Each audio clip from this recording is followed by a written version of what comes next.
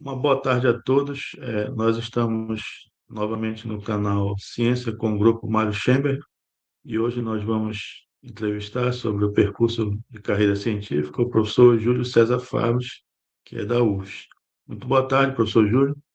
Boa tarde, Manuel. Então, nós vamos começar com perguntas, né, que são rotineiras. Onde o senhor nasceu, professor Júlio? Eu nasci em Cachoeiro de Itapemirim, 22 de outubro de 57. Já sou da era espacial. Sputnik tinha sido lançado dia 4 de outubro. Ah, e fica no Espírito Santo, né? Eu no Espírito Santo, desculpa, eu acabei não falando. Eu fico no Espírito Santo, no sul do Espírito Santo, perto da divisa com o Rio. Sim. Então, o senhor pode falar da origem dos seus pais? Olha, meus pais são de origem, né? Ambos, tanto minha mãe, Leonora Giro Fabres, quanto meu pai, Tito Fabres, de origem italiana, aquela região de Cachoeiro, né? Boa parte do Espírito Santo, na verdade. Teve uma forte colonização italiana que ocorreu no final do século XIX, do século XX, e ambos, então, são de famílias desses imigrantes italianos. Ali, na região toda, que era bastante comum ter imigrante italiano, né? O Espírito Santo é um estado pequeno, de hoje menos de 4 milhões de habitantes, na época muito menos, 1 milhão e tanto, quando eu nasci, talvez nem 2 milhões na época, mas eu acho que 60% mais ou menos da população, isso é uma estimativa antiga, tem alguma forma uma ligação com os imigrantes italianos, né? Eles eram de origem é, cultivadores, agricultores, né? Geralmente eles trabalhavam na terra e, que era o comum, né? São pequenos agricultores. Quando eles chegaram, os imigrantes, eles ganharam lotes de terras, né? E eles começaram a cultivar esses lotes de terras, né? Bom, a situação não era tão simples, né? Porque eles ganhavam lote de terra, mas não mais que isso. Eles também vinham da Europa, é uma outra realidade, lidar com a mata tropical era muito difícil, né? Para eles, algo novo. Só posso contar um episódio, tá, que é curioso. Minha mãe contava que logo que eles chegaram, porque ela nasceu em 1923, já digamos, eles chegaram, mas já tinham mais ou menos quase 3 décadas, mas ela ouvia do pai dela, do avô dela, tudo, né, velho Giro, que no início eles tentavam cultivar a terra como se cultivava na Europa, né, tentando arrancar a vegetação pouco a pouco, tudo. Só que era uma experiência que não estava dando certo, porque eles cortavam a floresta tropical, ela é vigorosa, né? Você corta rapidamente, ela ocupa, né, o local de novo, até que eles não estavam conseguindo avançar. Até que chegou já um habitante lá da região de origem brasileira, dali mesmo, né, que falou assim: vocês são malucos, vocês têm que começar a colocar fogo para destruir a mata para depois começar a plantar. Se vocês fizerem desse jeito, vocês não vão plantar nunca. E aí eles começaram, enfim, pequenos agricultores, plantavam as coisas normais, banana, mandioca. E na época, sobretudo a educação deles era bem elementar, né? Tanto meu pai quanto minha mãe fizeram um ano de escolaridade no primário, numa escola rural, né? Que era o essencial que se fazia na época, né? Era aprender a ler, escrever e contar o básico, né, dessas coisas. E as gerações seguintes que começaram a ter um estudo mais, inclusive a minha, no meu caso, né? Foram meus pais, então a minha que começaram, em alguns casos, a seguir um estudo mais até o nível superior, né? Então é, na época não era tão comum essa questão, né? Mas enfim, meu pai, ele é, se dedicou a tudo, né? Ele foi agricultor, trabalhava no sítio do meu avô, que a gente chamava de nono, nona, tudo, noninho, noninho, porque era dos dois lados. e depois trabalhou também com carpintaria, construindo casas, até se fixou no mercado municipal de Cachoeiro, e lá que a gente mudou e a gente começou a estudar. Eu comecei, toda a família, né, começou a estudar lá nas escolas que tinha em Cachoeiro. Aí sim, a gente foi, é, é, enfim, fizemos toda a escolaridade completa, né? O que não foi a verdade também para toda a família, se eu considerar meus primos, famílias italianas geralmente imensas. Uma vez com um primo meu, a gente contou o número de primos direto que tínhamos, passava de 90. Então, primos direto, primeiro grau, então, uma coisa imensa. E esse, o fato foi esse. Então, aí meu pai fixou lá em Cachoeiro, no mercado municipal, até que no início da década de 70, quando eu tinha, acho que 14 para 15 anos, a gente mudou para Vitória. Ele, né, teve que vir aqui, veio trabalhar com o irmão dele, a gente seguiu e aqui continuamos. Tudo bem. O senhor lembra das suas escolas, a primeira escola? O senhor É, mudou muito de escola? Eram não, boas, não, más? não. A primeira escola foi a escola primária principal que fica na Praça Central de Cachoeiro, que hoje, infelizmente, não é mais escola. Isso aí, talvez seria até interessante que continuasse sendo uma escola primária. É um prédio hoje histórico, o Colégio Bernardino Monteiro, que é um prédio muito bonito, aliás. Foi em 1910, se não me engano, o prédio. Eu estudei lá, todo o primário. Foi um primário curioso também, que é um período interessante da educação brasileira, do próprio país, né? Quer dizer, você vê, né? O Brasil é um país que se transforma muito rápido, né? Ou se transformava hoje, né? As coisas estão um pouco mais estabelecidas. Era um país fundamentalmente agrário, ao contrário de hoje, que é um país fundamentalmente urbano, né? E, e foi um período de expansão que realizou-se no ensino fundamental, no ensino básico, né? Então, quando eu entrei no Bernardino Monteiro, por exemplo, tinha 3 turnos, porque eles estavam expandindo o número de vagas, mas não tinha professores nem espaços físicos. Então, a ideia era ter 3 turnos, quer dizer, um turno bem cedinho de manhã, eu começava às 7 até às 10, ou até às 11, sei lá, pouco, às 10 e pouco, 11. Outro que ia de, sei lá, agora não me lembro exatamente o horário, digamos 10h30 até 1h30 da tarde, e outro que iria ou completava. Depois, logo isso acabou, voltou a um período de 2 turnos, que era o usual. E dali, eram 5 anos de curso chamado primário na época, hoje é o fundamental, né? Na verdade, o fundamental, hoje a estrutura é diferente, fundamental 1, fundamental 2. De lá eu fui para o chamado ensino secundário, quer dizer, que a escola, o Liceu Muniz Freire. O Liceu era uma escola, nome também diz alguma coisa, porque era um período onde que as escolas brasileiras, o ensino brasileiro era muito baseado no modelo europeu, particularmente no modelo francês. Tá?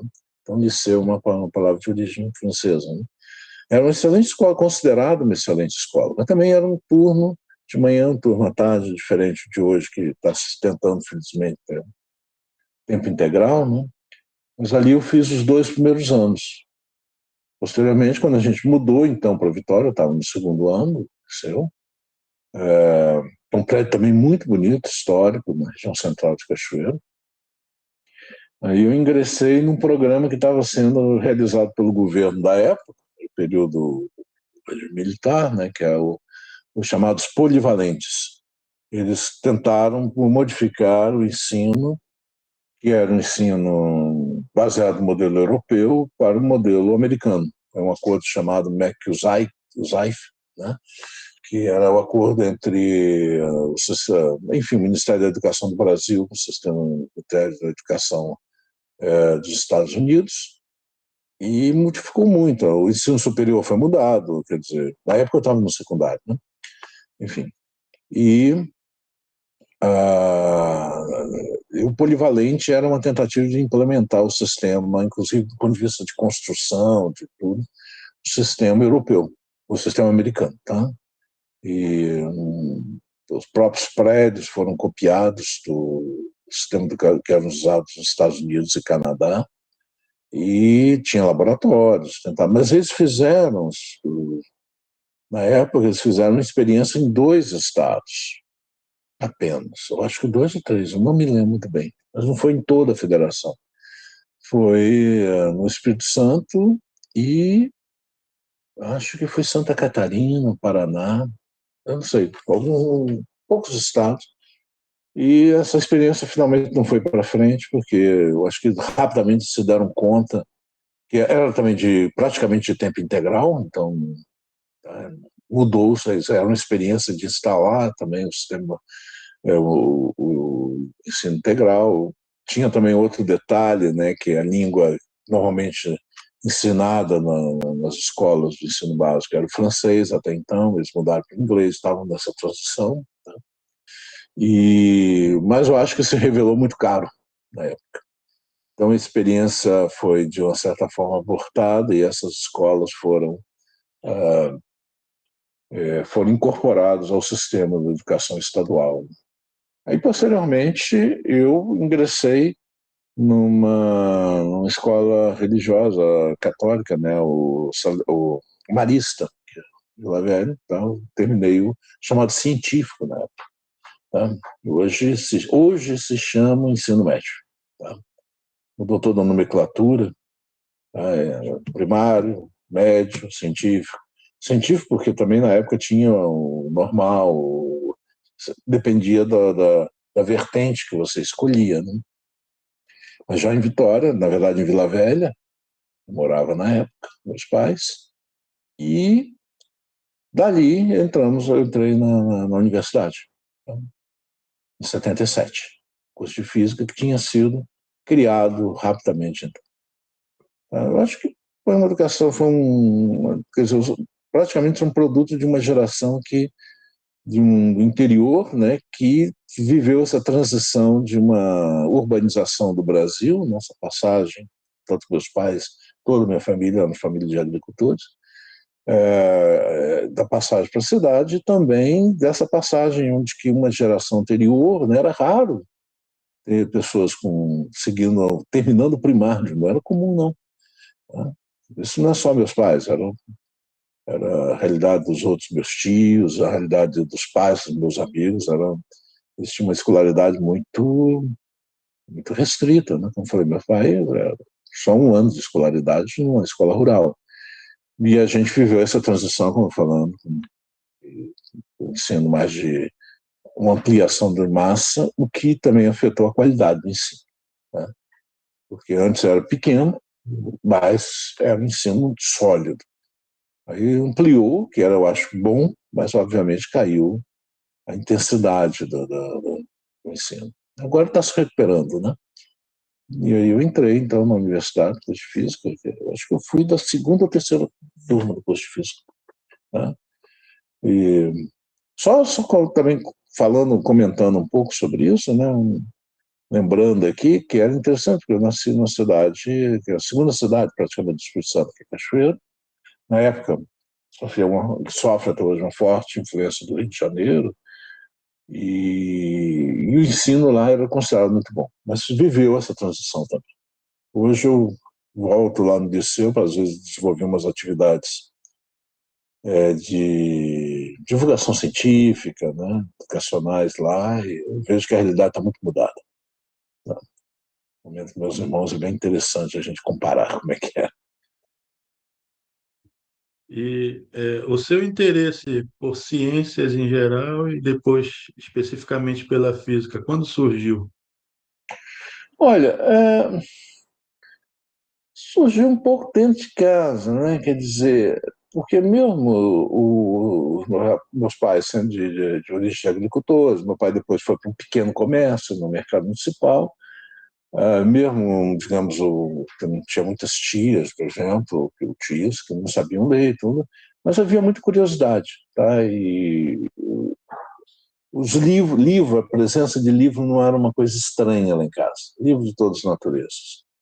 Eu era muito pequeno, não sei muito bem como é que chegava, mas chegava lá em casa. Eu gostava muito de ler, e como eu sou um dos mais jovens da família, né, uma família de 9 irmãos, né, e irmãs, tá? Então, uma família grande, como todos, família italiana, né, ali ou do interior, né, não só italianos, né. Então, meus irmãos já se beneficiaram dessa expansão do ensino, né, e as discussões em casa eram muito comuns se falar disso, dos que acontecia na escola, dos professores, dos interesses. Tinha professores que eram muito admirados, tem outros que eram considerados, digamos, curiosos. Então, e um dos meus irmãos mais velhos, né, claro, quando você é muito jovem, uma família tão grande, 9 irmãos, né, você sofre forte influência dos irmãos mais velhos, né? Um dos 2 irmãos homens mais velhos, né, que outra minha irmã seguiu pedagogia mais velha, que era uma outra área, mas um, em particular, ele resolveu fazer agronomia em Viçosa, né? E conseguiu, porque tudo era escola pública, com muita dificuldade, né? Porque era caro, mas a Universidade de Viçosa oferecia estrutura, oferecia alojamento, oferecia tudo, então facilitou a ida dele. Alguns outros amigos de Cachoeiro, me lembro, que iam para lá. E sempre tinha essas discussões a ver sobre ciência em casa, sobre ciência e literatura. Todas as novidades literárias apareciam, não sei como. Hoje em dia é uma coisa rara, ninguém vai ler, né? Mas enfim. Me lembro, por exemplo, quando apareceu o livro Quarupi, de Antônio Calado, que é um dos grandes escritores brasileiros na época, ele era vivo e tudo. Era um livro, um catatal, acho que de 500 páginas. Né? Minhas irmãs comentavam, calado, mas desabafa escrevendo. Né? E era uma história até que se passa uma parte na Amazônia e tudo. Esse irmão, o Zé Domingos, que depois se tornou professor da UFMG, hoje ele é professor emérito, né? Tá, lá na UFMG, se aposentou, mas continua ativo, pesquisador do CNPq. Ele comentava muito ciência, tá, com a gente, trazia livros. O outro meu irmão, que era muito mais ligado à parte política, literatura, trazia livros de literatura, então as coisas iam circulando em casa. Tá? E aí eu pude me beneficiar e me lembro de um pequeno livro que o meu irmão trouxe, que era Michelson e a Velocidade da Luz. E um livro pequeno, quase de bolso, onde que se falava da, da, das tentativas de medida da velocidade da luz. E eram descritas em detalhes lá, mais. E eu li o livro, como li outras coisas. Era interessante, era um período bastante efervescente. Estou falando aí dos anos 60, tá? Me lembro esse outro irmão, Valério Fábio, que se tornou jornalista, né, que até hoje ele trabalha, sabe, embora aposentado, mas continua muito ativo, né? É, ele dirige publicações, tudo, né? Ele chegou uma vez para mim, né, outra vertente, né? E na época era a época do movimento hippie, essas coisas que estavam aparecendo, enfim, a Sartre na literatura, aquelas influências existencialistas, discussões políticas. E o Valério era muito pouco favorável a esse movimento existencialista, era mais ligado a um movimento mais de esquerda, chegou a ser mesmo Partido Comunista, eu acho, um pouquinho. Mas era um ambiente muito bom internamente, tanto que meu irmão chegou para mim com um livro sobre Sartre, eu me lembro até hoje desse livro, Sartre é a revolta do nosso tempo. E aparecia um monte de jovem tocando violão, com os cabelos grandes. Na época era um escândalo essas coisas. Era uma coisa que chocava. Ele falou para mim, eu tinha, sei lá, 13 anos, ele notou que eu gostava muito de ler. Ele falou assim, olha, eu não concordo com nada que está escrito aqui nesse livro, mas você tem que ler, porque as pessoas estão discutindo ele, você tem que criar a sua opinião. Ele me deu o livro, enfim, eu li, né? Eu não me lembro agora que opinião que eu formei daquilo, mas o Marx e a Velocidade da Luz me influenciou bastante nesse sentido, que me chamou a atenção, inclusive, todo o processo científico de tentativa de medidas, dificuldades de fazer o experimento e tudo. Então tinha essas discussões, era bastante interessante. Me lembro outras coisas, por exemplo, que a gente às vezes visitar os primos, né, os tios que moravam ainda na roça, né, na região rural. E o Zé Domingos, que é o professor, que depois se tornou, ele fez agronomia, mas depois se tornou, começou a trabalhar em química, e muito próximo à física, efeito Bosbauer, essas coisas. Ele chegou numa reunião, eu me lembro assim, perto de um fogão a lenha, e a gente estava conversando com os primos, ele falou que todos os corpos caíram do mesmo jeito no campo gravitacional. Princípio de equivalência, né? Você joga as coisas. Aí um primo meu que estava lá, ele pegou um pedaço de papel e um facão e falou assim, vou ver se cai. Aí joga lá, obviamente o papel não caiu. Aí ficou toda a discussão, meu irmão esclarecendo, tem a resistência do ar, mas se você não, compactar o negócio, ou amassar o papel, você vai cair mais ou menos do mesmo jeito. Então tinha essas discussões, né? E isso foi aguçando minha curiosidade, enfim, depois desenvolvendo. Aí depois, para a vinda para Vitória, foram surgindo outras possibilidades, outras discussões, né? Acesso a outras coisas. Até que eu tive que optar pelo ensino, o que eu ia fazer no ensino superior, né? E aí o curso de física tinha acabado de ser criado, tá? Acho que foi criado em 76. Eu entrei em 77. Fiz o vestibular, quase ninguém fez. Eu fiz. Quem ia fazer física? Pouco conhecido. E tinha criação e eu cheguei na universidade, né? Gratuita, isso foi fundamental, né? Éramos uma família, enfim, vindo do interior, né? Então, essa grande possibilidade de voos, né? Então, a universidade pública foi fundamental para mim, para meus irmãos todos, praticamente fizeram curso superior. Uns terminaram completo, mas tiveram a chance, né? São das coisas que, às vezes, eu falo quando eu tenho que dar palestra hoje em escolas do ensino médio, né? Ou fundamental, que é uma das grandes coisas do Brasil, né? O Brasil tem muitos problemas, muitas dificuldades, né? Mas tem muitas coisas também. E essa rede de ensino superior, mas hoje também está melhorando muito o ensino fundamental e médio. Eu vejo isso, que a gente faz muitas atividades ali, aqui com um grupo aqui da UFES. Eu falo sempre com eles, vocês têm chance de ter um sistema excelente, né? Rigorosamente eu penso, quer dizer, defeitos, mas dentro do cenário mundial, né, não só é gratuito, como ainda, eu acho que aí no Pará e outros, um movimento geral das universidades, existe apoio para os estudantes que são carentes, né? Alimentação gratuita, às vezes ajuda para alojamento, né? E além de bolsas, né? Que na época, quando eu entrei, estavam começando a bolsa de iniciação científica. Hoje é um sistema já muito bem implementado, então foi possível então fazer o curso. Tá? Aí tive, a partir de um certo momento, trabalhar, tá? Porque, enfim, tinha que começar também a contribuir um pouco, mas também porque eu acabei me casando um pouco jovem, tá? E começava, fui levar minha vida, né? Tá? E comecei a trabalhar também, mas aí eu me formei. E, aqui na UFS. Mas é interessante ter vivido também esse início do curso de física. Aliás, dia 20 de agosto agora, a gente está organizando um pequeno evento aqui na UFES para comemorar os 50 anos de física. Foi difícil, hein? Isso foi um período... Não foi simples criar esse curso, eu não participei da criação, eu me beneficiei da criação. A outra opção seria fazer física em Rio, São Paulo, Minas, mas isso era meio difícil, porque exigia recursos. Você não tinha tanta facilidade como tem hoje de todos os seus apoios. Era gratuito, mas outras coisas você tinha que se virar. Está melhorando, tá? Já tem um apoio muito mais substancial.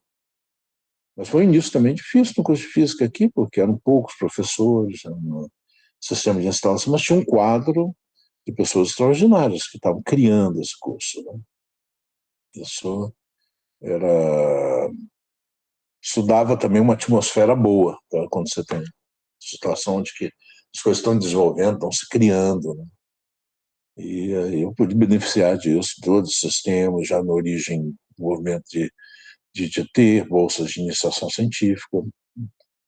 Logo que eu entrei não tinha, mas 2 anos depois eu acho que eu já comecei a ter, porque era um sistema que estava sendo criado, então.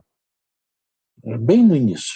Poucas bolsas, e, e aí eu pude depois desenvolver, pensar no mestrado, e aí eu consegui uma bolsa para fazer o mestrado. Só que não tinha aqui.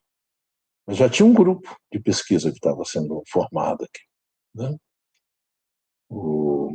Professor Júlio, em relação à criação do curso, o professor Plínio e o professor Brasil, eles desde o início já estavam como docentes do curso? Ah, desde o início, digamos assim, estavam e não estavam, digamos assim, porque o Brasil, o professor Antônio Brasil Batista, né, faleceu no início da pandemia, em 2020. Eu acho que ele chegou aqui no Espírito Santo, ele é do Paraná, tá? Chegou em 1973 ou 74. Tá? E ele entrou na matemática. Ele estava vindo de um doutorado na França, mas aqui não tinha física. Dava curso de física, mas para engenharia, para matemática, essas coisas. Nesse período eu estava terminando o ensino médio, né? Científico, sei lá, né? E aí ele em seguida chegou o Zeppelin Batista, né? Que era amigo deles. Eles eram ambos do Paraná e tinham uma combinação muito curiosa, os dois. Porque Brasil, né, chamava Antônio Brasil Batista. Plínio chamava Antônio Brasil, José Plínio Baptista, com P. Só que o pai do Brasil era Baptista com P, e o pai do Plínio era Batista sem o P, invertido. Um nasceu em Ponta Grossa, foi criado em Curitiba, outro nasceu em Curitiba, foi criado em Ponta Grossa. Tinha umas histórias muito curiosas. Mas os dois se tornaram amigos muito cedo, lá no Paraná ainda, muito próximos, eram realmente muito próximos, se encontravam para jantar, um na casa do outro, famílias que visitavam e tal. E o Brasil chegou primeiro. E nesse período, o Plínio estava em São Paulo, mas devido a um problema político que teve, ele terminou aqui e o Brasil ajudou ele a vir para o Espírito Santo. O Brasil chegou primeiro. Tá? Se eu posso contar a história política, qual era o problema? Posso contar qual era. Não tá. É curiosa a história, porque o Plínio, sobretudo, eram dois temperamentos muito distintos. O Brasil era um temperamento muito reservado, extremamente alinhado, educado assim, com as pessoas, um trato muito, muito delicado, muito sensível. Não que o Plínio não fosse, o Plínio também tinha, mas o Plínio era um estilo mais vigoroso, né? Mais sanguíneo, mais, mas os dois se complementavam. E o que aconteceu foi que o Plínio, antes de vir para cá, os dois estavam em Araraquara, se não me engano, exterior de São Paulo, mas com posições não permanentes. Era um contrato provisório. E o Plínio, sobretudo, quis animar, fazer um grupo de pesquisa em Araraquara, que nem era bastante dinâmico. Né? O Brasil era um pouco mais reservado, mas complementava, ele atuava bastante, muito bem com o Plínio. E o Plínio conseguiu recursos, inclusive, para animar um grupo de pesquisa em Araraquara. E nessa história, nós estamos falando aí de 73, 74, nós tínhamos regime militar, tinha aquela coisa. O Plínio teve a ideia de chamar o Mário Schemberg para dar uma palestra em Araraquara. Perfeito, né? Porque o Mário Schemberg é um dos grandes nomes da física, né? Brasileiro histórico. E o Mário Schemberg concordou, né? E tudo bem. Só que o Mário Schemberg ele era monitorado constantemente pela Polícia Federal de então, porque o Mário Schemberg era um membro atuante do Partido Comunista, chegou a ser preso nesse período. Ele estava, acho que inclusive, meio afastado da USP. Não perdeu o emprego, mas não podia frequentar, tinha uma série de restrições. E aí, quando o Plínio chamou o Mário Schemberg aceitou, foi lá, mas quando o Mário Schemberg chega em Araraquara, A Polícia Federal, como acompanhava os seus passos, apareceu na hora que o Plínio recebeu o Mário Scherer, né? E o Mário Scherer achou que o Plínio tinha feito o convite em conluio com a Polícia Federal. E a Polícia Federal achou que o Plínio era membro também do Partido Comunista, como o Henry Scherer, que era camarada. O Plínio ficou mal com os dois. Mas o fato é que, na época, tinha uma coisa que era muito terrível, né? Que era ser fichado. Ser fichado significava que a Polícia Federal anotava que você pertencia a movimentos subversivos, sei lá o quê. E é uma folha de papel, na verdade. Não se compara nada hoje com o cadastro que você vai fazer quando você vai comprar um sapato na loja de sapato. Né? Você postava o nome, endereço, essas coisas, mas ficava só o nome lá. Enfim. E, com isso, devido a essa confusão, o Plínio não conseguiria emprego público, porque uma pessoa fechada não poderia ser admitido no serviço público. Mas aí alguém aconselhou, como o Brasil já estava em Vitória, que o Plínio falou assim, olha, tenta lá no Espírito Santo com o seu amigo, porque lá é tão esculhambado, lá no Espírito Santo, que eles nem capazes nem saberem que você está com esse problema. E, de fato, não souberam. Ele veio aqui, conseguiu ser contratado, sem problema. Passou o período, acabou, entramos em nova era, o regime de taxa ficou menos difícil e tudo, e os dois puderam trabalhar. E aí, em 76, foi criado o curso de Física, muito graças a jovens que estavam voltando do curso no Rio, que eram aqui do Espírito Santo, que é o Klinger e o Carlos Larica. O Klinger Alves e o Carlos Larica, que criaram, sobretudo o Klinger, que pegou bem a parte burocrática para fazer. Eles eram de física experimental, tinham já feito mestrado no Rio, a parte experimental, acho que no CBPF, se não me engano. Mas eles juntaram-se, então, com o Clínico Brasil e outros professores que foram aparecendo na época, né?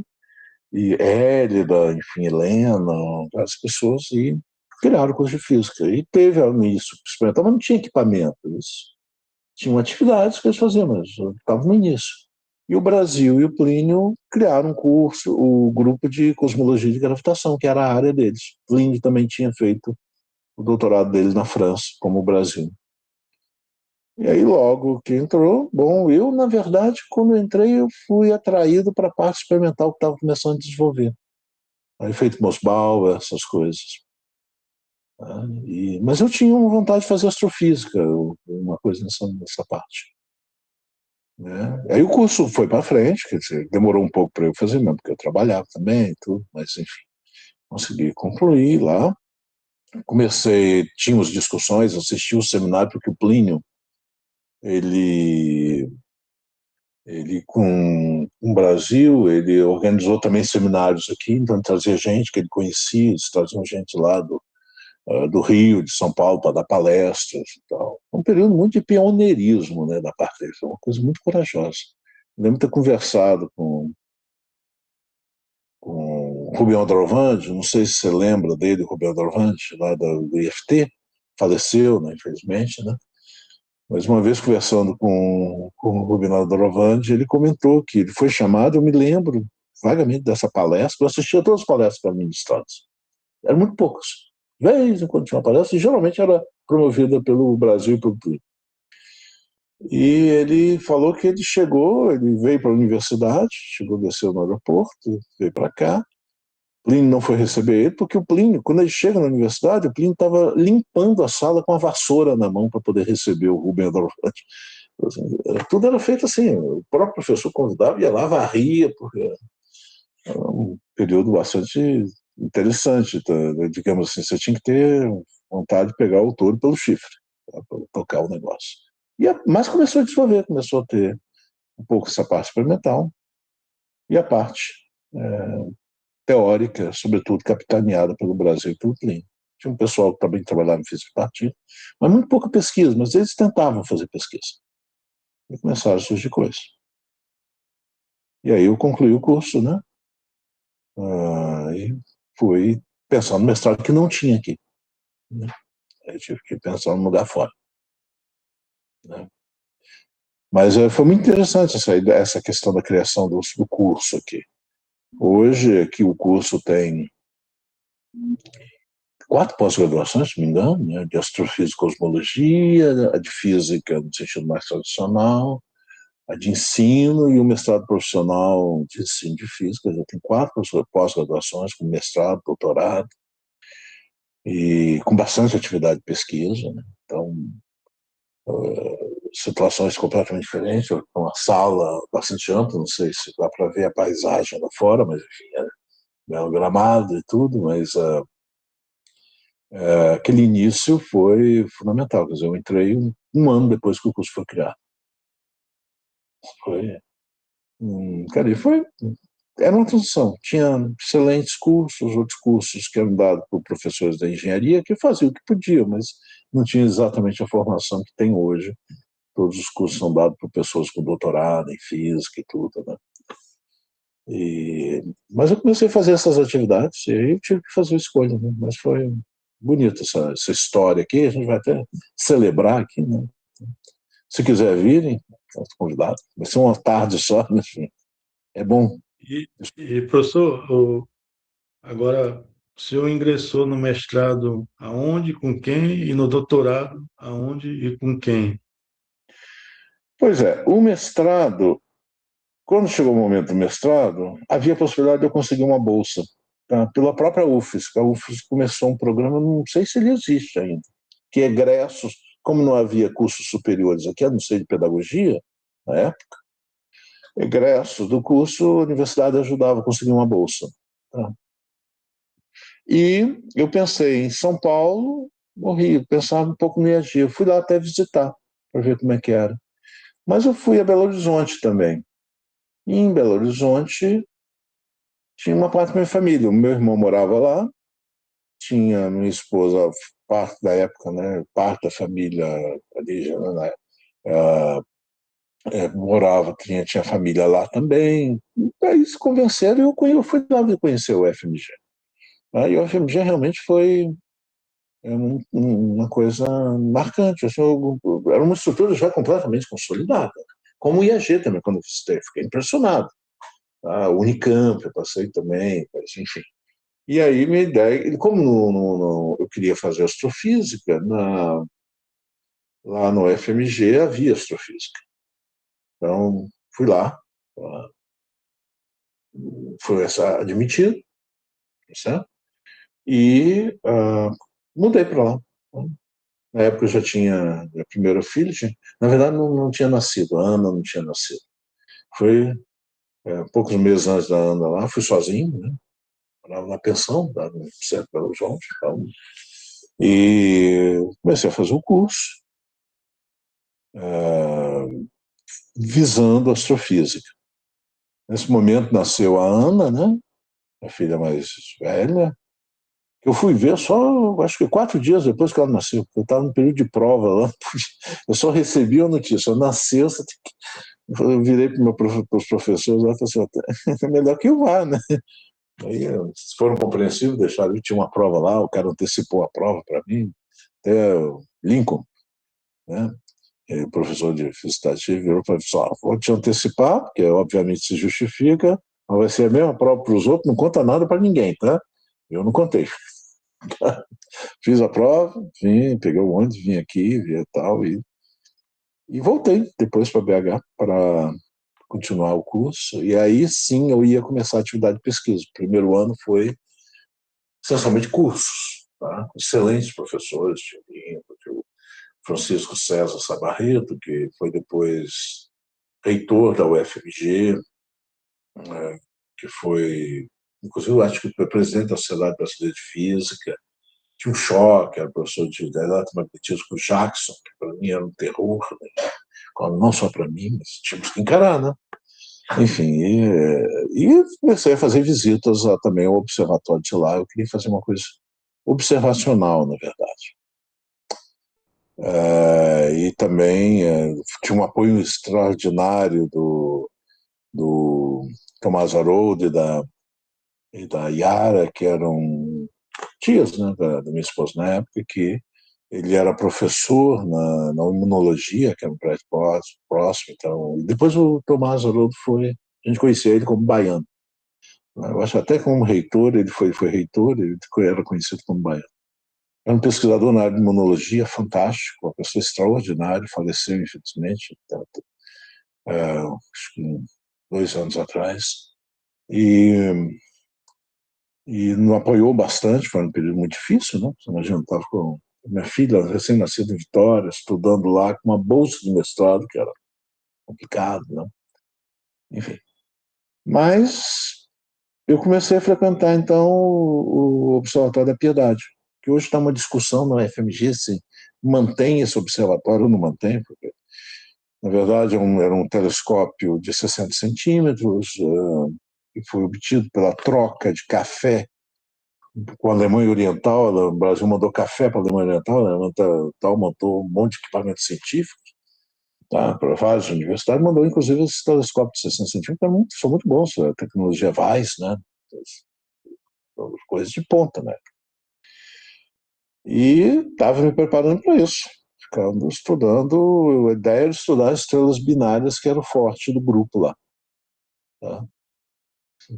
Sobretudo binários eclipsantes, que estrelas variáveis, né? Uma passa na frente da outra, diminui o brilho, você estuda todas as propriedades a partir da curva de luz. E estavam começando também todos os métodos computacionais para esse tipo de análise. Os computadores da época eram muito primitivos, visto do ponto de vista de hoje, mas naquela época era um avanço considerável. E só que isso terminou sendo interrompido, porque ah, surgiu a possibilidade de um concurso, surgiu uma abertura de um concurso aqui na UFES, aqui em Vitória. Aí eu pensei, bom, tem uma chance. Mas na época era um pouco diferente, eram 6 vagas, e 6 ou 7, não me lembro agora. E na época não havia, hoje em dia é impossível você entrar numa universidade com doutorado, mas nós estamos falando, né, de 1980, 40 anos atrás. O Brasil tinha muito poucos físicos com doutorado, acho que na época, eu lembro desses números, mais ou menos, tínhamos acho que 500 físicos com doutorado no Brasil inteiro, em todas as áreas de conhecimento, algo assim. Hoje são milhares e milhares. E eu resolvi fazer, bom, não tinha exigência, portanto, de ter mestrado ou doutorado, não vou fazer. Fiz, consegui uma vaga. Né? Candidatos lá, enfim, consegui lá uma vaga. Não fui contratado imediatamente, porque eu fiquei, na verdade, numa espécie de compasso de espera. Não sei se eu, porque o primeiro suplente lá não era bem uma vaga, era para um primeiro suplente. Só que um dos candidatos desistiu, eu entrei. Aí eu mudei para cá. Mas quando eu mudei para o Vitória, voltei para a UFES, era um problema, porque aqui não tinha astrofísica, muito menos astrofísica observacional. No Brasil são poucos lugares que fazem astrofísica observacional. Na verdade, o Brasil é muito ruim para esse, sobretudo a região sudeste. Né? Então, as condições climáticas são ruins e não há como competir hoje com os grandes telescópios, projetos que são feitos, por exemplo, lá no Chile, tá certo? Mas tinha o Brasil e o Plínio. Aí o Brasil e o Plínio, eles estavam desenvolvendo trabalhos em cosmologia, né, de uma forma mais teórica. Eu falei assim, olha, eu vou vir aqui para o Espírito Santo, eu tenho que trabalhar numa coisa que é factível aqui. Não adianta eu ficar pensando em fazer astrofísica observacional, quando em Belo Horizonte já era extremamente difícil, porque o observatório de lá, na época, também tinha muitos problemas climáticos, como toda a região sul, né? Nebulosidade, umidade, tudo. Assim, bom, aqui vai ser impossível, quero fazer uma coisa que eu possa, que seja factível aqui, que me interessa. O mais próximo era a cosmologia. Aí eu pedi autorização ao UFMG de ser orientado no mestrado pelo Brasil e pelo Plínio. E eles concederam. Como eu já estava aqui, eu fiz Comecei a trabalhar com eles, mas defendi em Belo Horizonte, que eu estava matriculado lá. E o Plínio tinha acabado de voltar da França, onde tinha realizado um outro doutorado de Estado. Na França tinha um sistema diferente, mudou agora.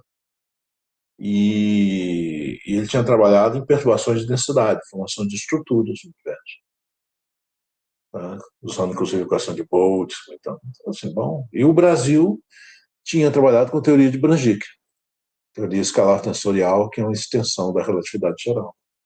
Então, nós juntamos as competências dos dois, fizemos perturbações de densidade usando o sistema de Boltzmann na teoria de Brandtnik.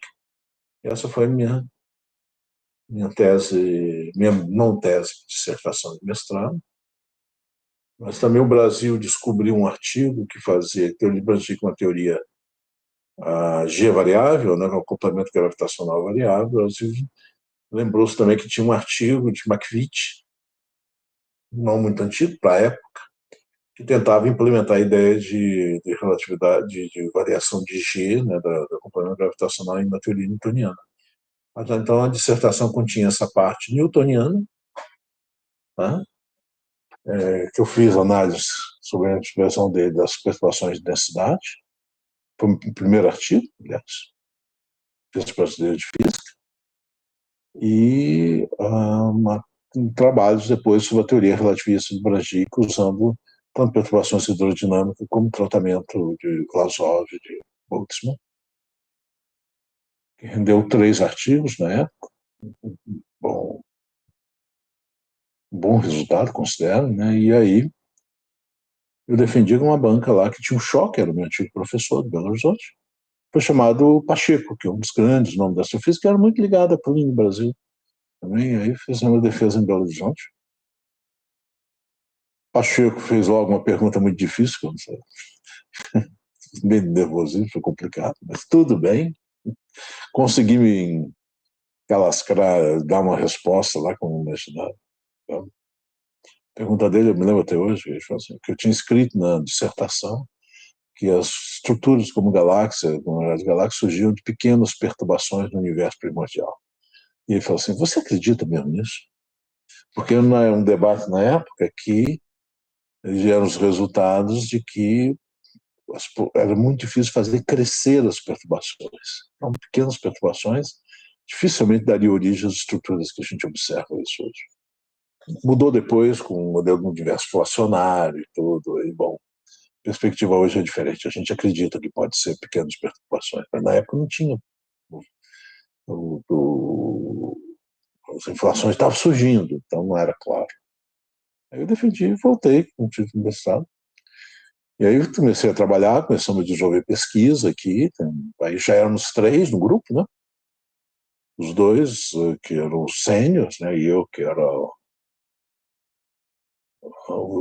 tinha acabado de ingressar, né? Como num pequeno time de futebol, tem aqueles que sabem dominar e controlar a bola e o que corre com o doido para fazer o time tentar dar uma dinâmica, né? Então, nós funcionava muito bem, era extremamente agradável trabalhar com eles, sobretudo com pessoas de uma cultura impressionante, de um trato, de uma sensibilidade admirável, né? Uma dedicação também impressionante. Aí o Plínio surgiu a possibilidade para o exterior. Eu pensei em fazer um doutorado no exterior. O Plínio falou assim, olha, nós somos lá da França, vamos tentar mandar você para a França. E aí o Plínio conseguiu que o Richard Kerner, que era professor da Universidade de Paris 6, me aceitasse.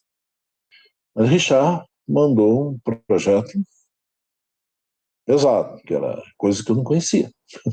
Supergravidade, teorias de grande unificação, teorias com torções, Einstein-Cartan, coisas complicadas.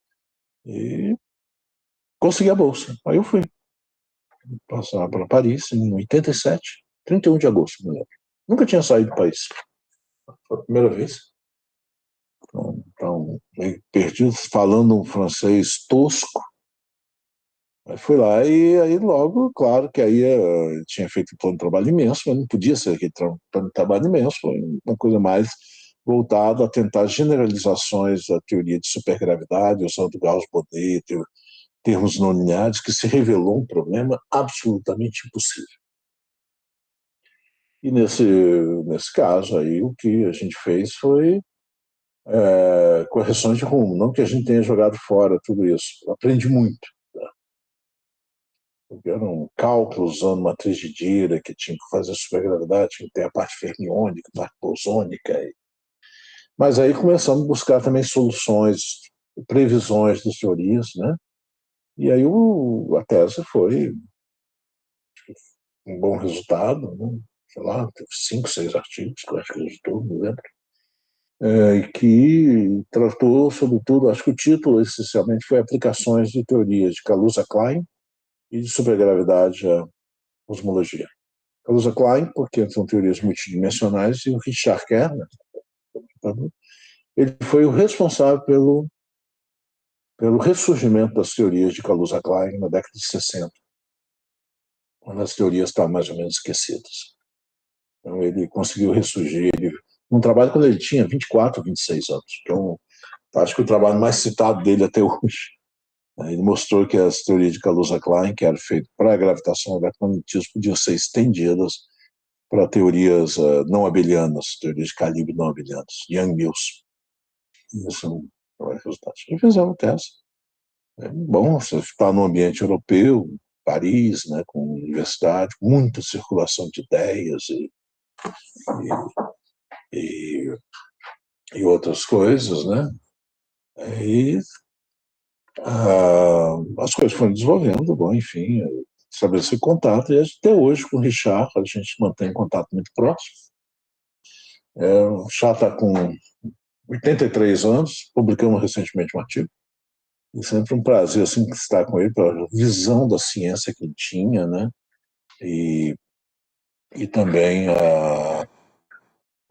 toda que ele trabalha desde teorias de supergravidade até o Kaluza-Klein, até física do estado sólido, passando pela física matemática.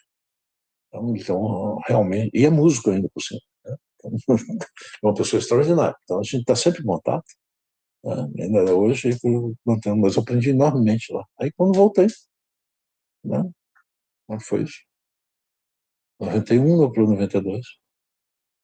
Aí já começava o mestrado aqui na UFS, aí mudou a situação, né? Aí fui ser, agora passei, já voltei com o doutorado, mas já numa instituição que tinha mestrado, não doutorado. E continuamos a desenvolver o grupo de pesquisa. Logo depois aqui se criou o doutorado, mas acho que uma das coisas principais que a gente tentou fazer na época, aproveitando todas essas conexões que nós tínhamos, era colocar o Espírito Santo no mapa, né? A UFES, o mapa pelo menos da física teórica. Então a gente conseguiu, já a nossa realidade da ciência nacional era diferente, então nós conseguimos acordos de cooperação com a França, com outros lugares, enfim, né?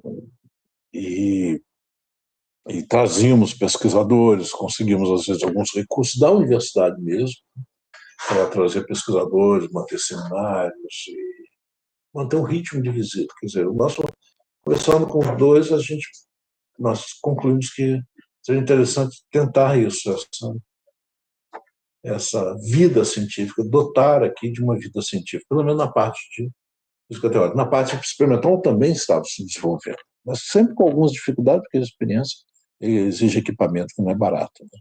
Nós tínhamos outras necessidades.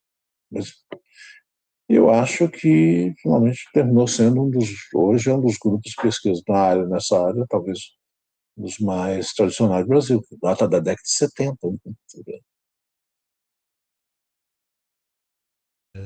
Então, professor Júlio, o senhor tem um trabalho ou trabalhos que o senhor, assim, pessoalmente acha que fez diferença, tem relevância? O senhor tem?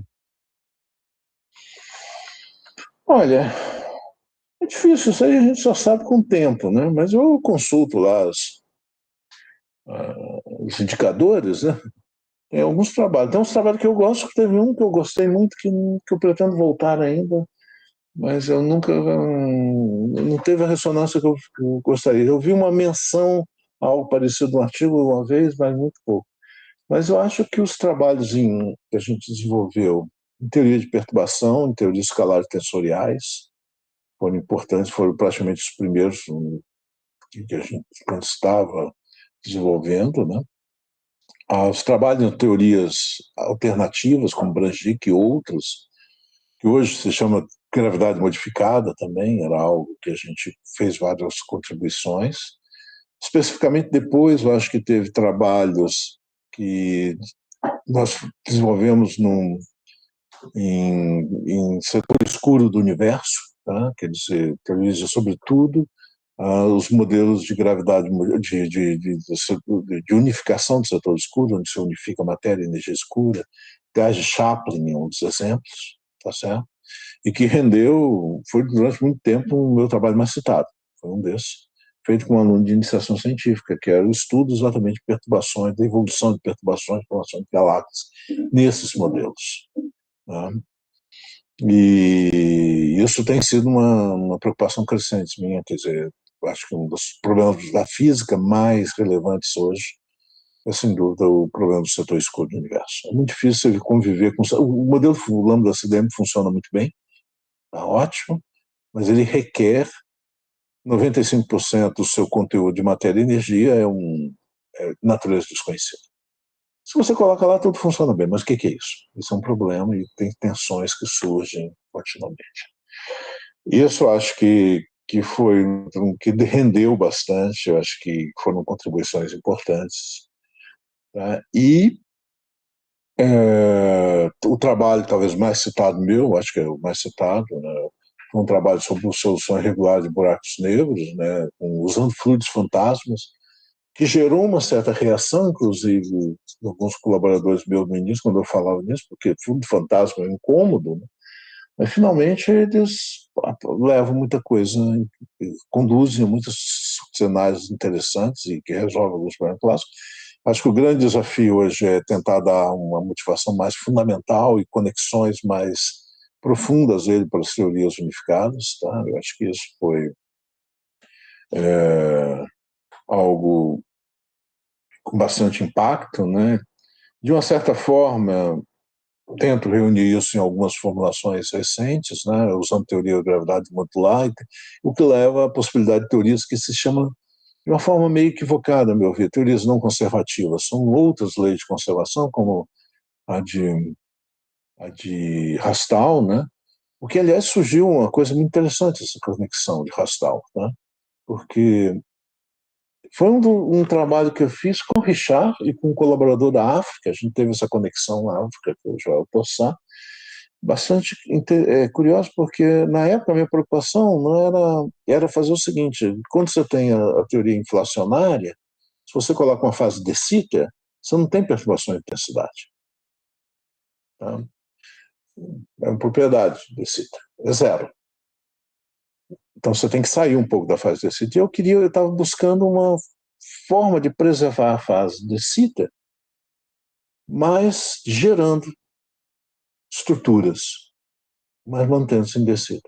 Eu me deparei com, entre outras coisas, com esse artigo, termo, com modelos viscosos, e que era uma possibilidade, mas que aí você tem que levar em conta as perturbações entrópicas e tudo, e a teoria de Rastal, que era uma teoria que modificava a lei de conservação. E a gente publicou um artigo, e curiosamente, depois disso, parece que houve um renascimento da teoria de Rastal, tá? Com todas as discussões que tem, se é realmente interessante ou não é, mas enfim. E a teoria unimodular tem umas conexões possíveis, que é uma forma de resolver também o problema do setor escuro, ou pelo menos aliviar o problema do setor escuro. Enfim, e o curioso até que o Rastal, ele já era idoso, tal, tinha 80 e tantos anos, ele me escreveu um dia. Ele falou assim: você fez um negócio aí, vivendo a velha ideia, eu nunca encontrei com ele. Pouco depois ele faleceu. Tá? E, enfim, eu acho que são esses trabalhos. O trabalho que talvez eu gostaria de retomar, que eu fiz no final do meu doutorado e que está adormecido desde então, é uma generalização das teorias eletromagnéticas para dimensões superiores pares, preservando uma propriedade fundamental na teoria eletromagnética, que é a sua invariância conforme o fóton e o fóton sem massa e tudo isso, que dá umas propriedades muito interessantes. Mas, finalmente, eu sempre penso, de vez em quando, na minha cabeça essa teoria de novo, tem que retomar ela. Foi uma lagrangiana que eu propus. Talvez tenha sido aquilo que, durante algum tempo, mais me deu satisfação, de uma certa maneira, né? Mas que não foi o que teve mais repercussão. Mais repercussão foram os trabalhos com teorias não conservativas, com fluidos fantasmas e com modelos de unificação, que eu acho que enfim, tem alguma contribuição. Outras coisas aqui e ali, né? Mas, enfim, eu acho que seria essa tríade. Mas o que eu pretendo voltar um pouquinho é realmente essa teoria conforme multidimensional, com propriedades muito particulares. Certo. O senhor também passou, né, por essa época, né, de 80, 90, 2000. É, houve, né, uma grande evolução na questão observacional, né, em relação à cosmologia. E no final da década de 90, né, teve a compreensão, né, de que o universo, além de estar expandindo, está expandindo aceleradamente, né? Então, o senhor acha, né, que essa transformação dentro da área de cosmologia foi a mais impactante ou o senhor tem... Terrivelmente impactante. Porque tem que fazer o seguinte: quando eu comecei o mestrado, comecei a me interessar na área, isso no início dos anos 80, você ter uma teoria gravitacional, por exemplo, colocando um campo escalar, e achar uma solução tipo lei de potência, T elevado a um fator de escada, T elevado a um fator R que você determinava, dependendo do que você colocava lá, já era um artigo científico. Fazer uma teoria de perturbação em cima disso era um excelente artigo científico, né? E era puramente teórico, você não tinha nada, né? Não tinha se descoberto, procurava essa CMB, mas não tinha. Os dados observacionais eram muito pequenos, os mapeamentos de galáxias já estavam no seu início, né? Mas muito ainda primitivos em certas partes, enfim. Hoje, né, um trabalho desse tipo não tem muito mais espaço, porque você tem todos os dados observacionais. Nós vivemos numa época fantástica, com todos os mapeamentos que estão sendo feitos, telescópios de 20 metros, né, ou às vezes mesmo mas com câmeras sofisticadas, com 10 e tudo mais, telescópios espaciais. Nós temos hoje uma visão do universo toda, né? E se você faz uma modificação do modelo lambda CDM, por exemplo, você tem que testar ele. E você tem que usar todas essas, ou pelo menos uma parte substancial desses dados observacionais. Então, mudou da água para o vinho. Você ficou em uma época em que qualquer solução matemática simples que fosse uma lei de potência era uma contribuição, considerada uma contribuição. O fato de hoje, não. Hoje você quer saber entender o setor escuro do universo.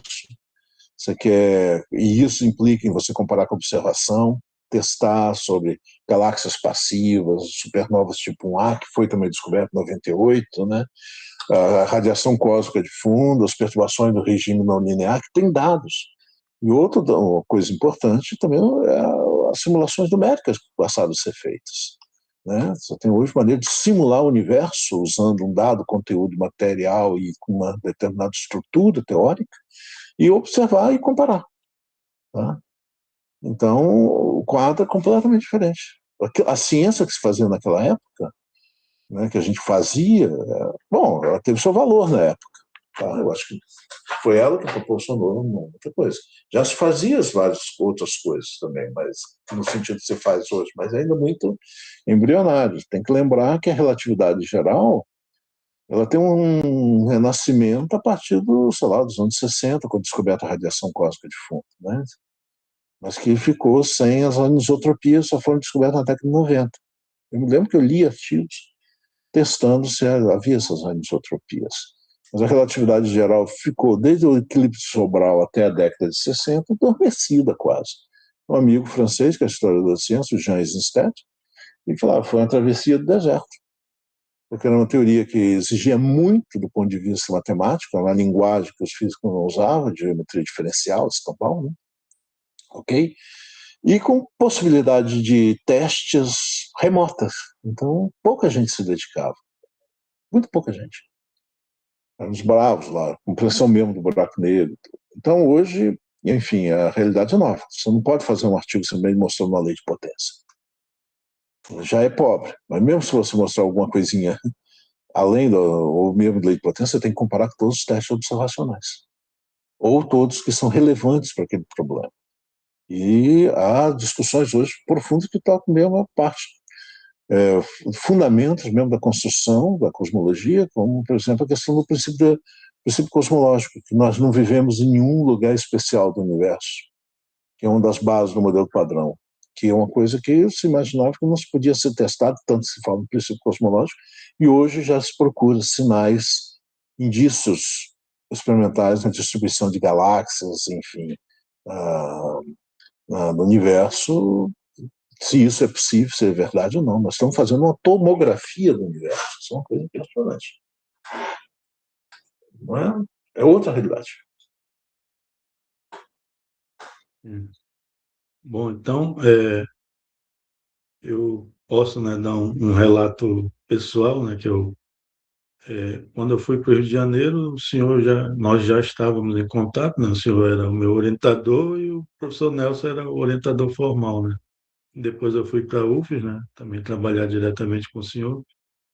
E, assim, na minha visão, né, o senhor tem um conhecimento muito bom, né, de cosmologia, a sua área principal, mas também em diversas áreas, né, como o senhor falou, o seu doutorado acabou puxando algo da época, né, no início da década de 80, que era supergravidade, que antes de chegar, né, cordas e supercordas, mas ali estava se tentando, né, já aumentava as dimensões e colocava a supersimetria. Então, o senhor tem assim um conhecimento muito vasto em várias áreas, né?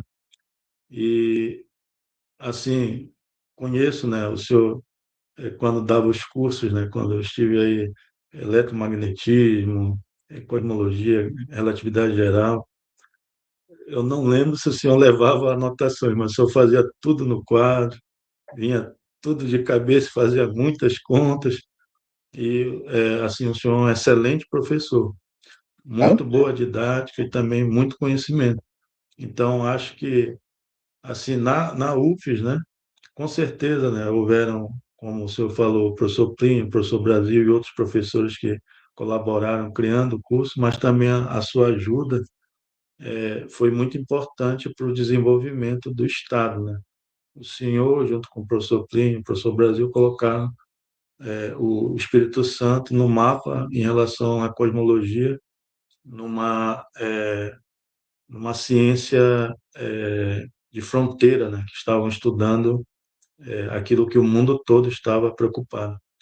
Então, com certeza, assim, o meu relato pessoal é que o senhor, quando eu cheguei, o senhor sempre foi muito humilde, não alguns professores, né, às vezes nos tratam como alunos, né, diferentemente, mas o senhor sempre me tratou muito bem, sempre foi muito humilde e sempre esteve ali para ajudar.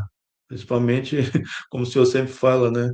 Vamos ver se dá um jeitinho brasileiro, né? Para ajudar aqueles que estão precisando. Isso eu vi bastante que o senhor sempre fez e continua fazendo. Então, professor Júlio, nós aqui, né, agradecemos esse relato que o senhor deu da sua experiência e eu quero perguntar se o senhor quer deixar uma mensagem, né, especial aos estudantes jovens, né, e aqueles jovens pesquisadores, né, que o senhor é uma inspiração a todos nós. O senhor quer deixar uma mensagem? Olha, bom, em primeiro lugar, obrigado aí pelas que você disse, Manuel. Eu até fico contente que pude contribuir para a formação, você que está despontando aí com um dos nomes principais da física teórica do Brasil hoje, né? E, também dizer que eu beneficiei muito também desse espírito de uma escola, pequena escola, né? É aquela velha história, você aprende, uma pessoa aprende com uma, depois transmite para outra, e as coisas vão seguindo. Então, essa criação por todos os pioneiros aqui da UFES, né, como o Brasil, Plínio, mas também nós vamos falar de Klinge, Larico, mesmo que você não experimentar, mas são eles que criaram o curso, né? Foi importante, tanto que segunda-feira nós começamos a Escola Plínio de Cosmologia. Nós criamos esse ciclo de escola, como também tem a Escola Antônio Brasil Batista, são em áreas, em domínios diferentes, mas a Escola Plínio, por exemplo, vai abarcar sobre mapeamentos do universo, tá certo? E isso é exatamente o nome, porque ele foi fundamental, os dois nomes fundamentais para criar, e também porque ele, essa escola vai trazer pessoas do exterior, né? Nós vamos discutir mapeamentos do universo, exatamente como nós falamos, essa visão hoje de cosmologia observacional, né? Que é importantíssima, mostrando esses novos tempos científicos. Agora, deixar uma mensagem. Olha, é difícil dizer uma mensagem. O que eu posso falar é o seguinte aqui. Durante as minhas opções que eu fiz, eu seguramente eu acho que acrescentei alguns cabelos brancos na cabeça dos meus pais.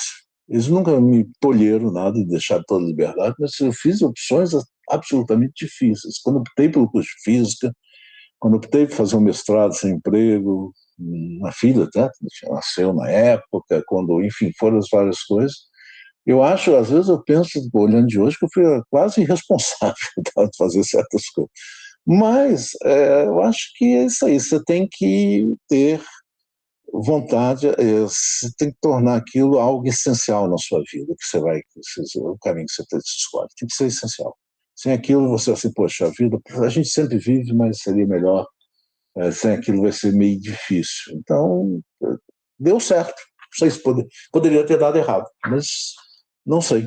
Richard comenta assim, não, quando você vai com as coisas, sempre vai, de uma forma ou de outra, acaba dando certo, se você se dedica realmente com paixão, né, pelo negócio. Que tem tudo isso, é uma coisa fundamental, você tem que você tem que trazer prazer também. O Richard foi também uma pessoa muito importante, ele dizia o seguinte, olha, fazendo ciência a gente tem que ser um pouco criança, é a nossa brincadeira. Você tem que ter prazer, você tem que se divertir com aquilo, de uma certa forma. Você tem que incorporar como algo essencial, como uma criança que quer jogar bolinha de gude, e quer jogar mesmo, e joga e faz o melhor, né? Enfim, acho que é isso aí, quer dizer, colocar, sentir um pouco sua alma naquilo. Agora, as decisões, por exemplo, não sei, nem sempre são fáceis. No momento em hoje, a realidade mudou, mas eu acredito também que as decisões não são fáceis para parte de ninguém. Tá? Na minha época era muito diferente quando eu narrei aqui, tá? Do sistema educacional, a situação da sociedade. Muita coisa melhorou, muita coisa piorou, mas eu acho que o desejo, o prazer é fundamental naquilo que você faz.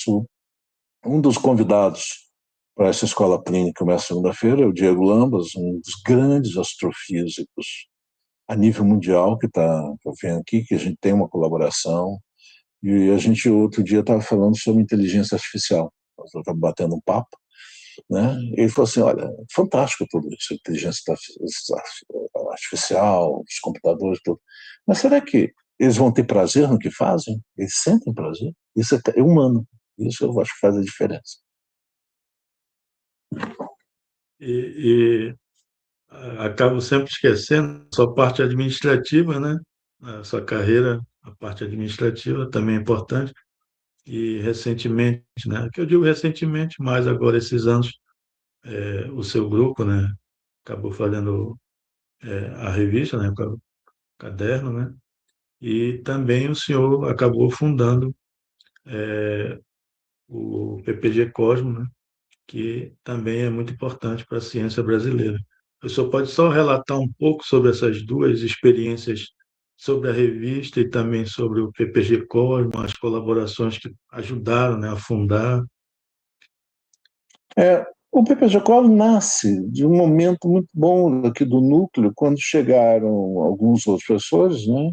No grupo estava um pouquinho, digamos, limitado, estavam poucos membros, mas chegou o Oliver primeiro, o italiano Oliver Piatella, né? Chegou o Alan, chegou o Davi, depois chegou o Valério Maia, agora o Jaziel, né? E nós conversamos, o grupo começou a funcionar de uma maneira forte. Brasil e Plínio, infelizmente, já não estava aqui. O Brasil ainda viveu um pouco isso. Mas nós tínhamos, então, aí pessoas jovens, mas com muitas conexões também. E também essas todas as experiências que eu estava relatando, elas geraram uma série de conexões, tanto no Brasil, cooperações, Brasil na Europa e tudo. E o que a gente pensou foi assim, que tal fazer uma coisa... E nós tínhamos muitas cooperações no Brasil também, né? Nelson, lá do Rio, que você citou, né? Pessoas sempre muito próximas, Saulo na Bahia, Liage, Juiz de Fora, enfim, vários outros cooperadores. E a gente pensou, a gente tinha que aproveitar essa rede de cooperações com pessoas do primeiro time, fazer isso se tornar algo um pouco mais substancial e de gerar frutos, e que outros grupos fossem, outros alunos pudessem experienciar. E aí surgiu o PPG Cosmo, essa ideia de um doutorado que tivesse todas essas conexões nacionais e internacionais, sediado aqui na UFES, mas muito alimentado por essas cooperações, uma coisa voltada para fora, para abertura, tá? E com temas voltados, uma coisa mais temática voltada para astrofísica, cosmologia e gravitação, de uma forma, o que daria uma certa consistência, porque se você também abre demais, e também abre tematicamente demais, você acaba tendo problemas. Não, a gente centrou um pouco mais tematicamente, mas abrimos todas as redes. Eu acho que foi muito bem sucedido. Foi um exemplo no Brasil, tanto foi o primeiro curso na área de física criado com nota 5. Todos os cursos de doutorado eram criados com nota 4. Então, eu acho que isso foi fantástico. Outra coisa, o caderno de astronomia surgiu de outra vertente. O caderno de astronomia, que a gente desenvolveu, continua desenvolvendo muita atividade em relação à divulgação científica, ao sistema educacional. Uma das coisas era a mostra de astronomia, que é voltado para a escola, que está muito bem, obrigado, quer dizer, bem, obrigado, com muita dificuldade, porque a gente abarca todo o Espírito Santo, mas atuamos em todas as escolas e conseguimos atrair bastante gente que estavam terminando o ensino médio, participaram tal, e que vieram para o curso superior, na área de física. E a ideia era tornar um pouco o contato, criar contato entre a pesquisa e o ensino médio, colocar o jovem em contato com pesquisadores. Então, convidamos sempre para participar da mostra, os alunos apresentam trabalho, tem discussões, pesquisadores do Rio, São Paulo, Bahia, Belo Horizonte, etc. E a gente notou também que, junto que os alunos que entravam na universidade, era difícil, às vezes, pegar material novo, tanto para esses alunos que faziam ensino médio, e quanto para a graduação, sobre o que está acontecendo na ciência hoje. Tudo que a gente está falando, os problemas de ponto. E a gente falou assim, vamos criar uma revista que veicula esses textos, aproveitando também todas essas conexões que nós temos uma fonte enorme de colaboradores, e pessoas que a gente conhece, que eu acho que teriam prazer de escrever sobre o tema delas, uma linguagem acessível para todo mundo. E dar oportunidade também a esses atores, né, o pessoal, professores do ensino médio, alunos da graduação de física, também de escreverem, tá, numa forma que fosse divulgado numa revista séria, que passasse para o sistema de avaliação, tá certo? Então, um rigor científico, fazer os pesquisadores falarem de ciência, tá, numa linguagem acessível, que é uma coisa que, ao nosso ver, faltava. E aí deu certo. Né? Aí a revista já há quantos anos? 7 anos. Né? Então, e preparando aí. Aliás, temos que fechar esse mês o novo número. Tá?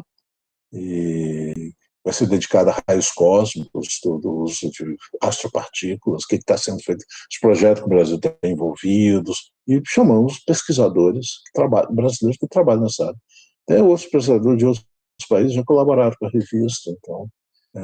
aliás, contamos com uma colaboração, tá, Manuel? Um dia sua, né, escrever também sobre vocês, o Tarcísio, aí, Henrique, o pessoal do grupo, fazer isso aí, se vocês escreverem, é sempre um bonito exercício você tentar tornar algo complicado, algo acessível para até para a gente pensa, né? Fica pensando como é que eu compreendo isso, como é que eu sou capaz de transferir. Então, acho que tem funcionado muito bem. Né? Espero, pelo menos do ponto de vista, mas muitos já me deram retorno, que é usado até como material didático, os artigos que saem. E pessoas do primeiro time já escreveram. tanto do Brasil como do mundo, que é pessoa da Academia de Ciências brasileira. É bom, importante ter essa linguagem, juntar isso, linguagem acessível com rigor. Porque se você faz uma linguagem sensível, mas dá uma informação errada, é danoso. Se você só dá linguagem, informações corretas, mas na linguagem inacessível, é ótimo, mas o poder multiplicativo é pequeno. Então tem que juntar os dois. Certo. E também o senhor tem o projeto do Universo no Parque, né? O senhor pode comentar? O projeto Universo Parque foi uma ideia que também tivemos em 2017, a tentativa de fazer com que a gente aproximasse a ciência um pouco do cidadão comum, que é a grande dificuldade, tá? Porque o grande problema é fazer o homem da rua, o homem comum, que não tem necessariamente uma formação acadêmica, se interessar por ciência. É muito difícil, extremamente difícil. E aí, o que a ideia é que a gente falou assim, vamos uma vez por mês, no final de semana, de manhã, por exemplo, final da manhã, quando as pessoas estão preparando para almoçar, estão lá no parque, num parque público, qualquer, brincando com seus filhos, ou sei lá, passeando. Vamos fazer uma discussão sobre galáxias, sobre a origem do universo, sobre o que é um buraco negro, né? O que é a mecânica quântica, enfim, algum detalhe, alguma coisa que está, inclusive, em evidência, quais são os grandes projetos. Nós estamos há vários anos e está com surpresas, às vezes, muito boas. Tá? Então, uma vez por mês, a gente se reúne para apresentar uma palestra numa praça pública, que agora é uma praça ali na Serra do Suá, que é a Praça da Ciência, que é uma praça que a Prefeitura de Vitória colocou aí coisas, instrumentos científicos, né? Mas, é um lugar diferente para a praia, aproveitando que está a praia. Né? Tem uns quiosques lá, o pessoal vai tomar um refrigerante, almoçar, alguma coisa. Então, vamos tentar atrair esse homem que passa pela rua e tentar fazer. Então, mantemos rigorosamente uma vez por mês já há uns 9 anos. Né? Às vezes, até 2 vezes por mês a gente tentou, mas aí está um pouco acima das nossas forças físicas. Se tornava atividade excessiva também. Né? E com retornos, às vezes, surpreendentes. Também, algumas vezes eu vi, né? O senhor está interagindo com a área de astrobiologia? Começou uma interação, tá? Graças, de uma certa forma, ao Pacheco, tá? Que foi lá, que é o mesmo Pacheco lá da minha banca de dissertação de mestrado. E ele falava, temos que investir em astrobiologia. Nós chegamos a fazer um ciclo de seminário na área de astrobiologia que nós temos que retomar, tá? Aliás, por várias questões ela acabou sendo interrompida, mas a gente tem que procurar dar destaque tanto na cadência de astronomia, como em outras cooperações que a gente está estabelecendo agora, de interesses na área de astrobiologia. Eu acho que é fantástico, porque com as exoplanetas agora, essa questão se tornou extremamente importante. Eu, honestamente, não esperava que durante o meu tempo de vida se descobrisse planetas em outros sistemas estelares. É tão tecnicamente difícil, né? Mas descobriram. E agora, isso nos dá bastante informações sobre como a especificidade da origem da vida, né? Como é que são, enfim, como é que se desenvolve os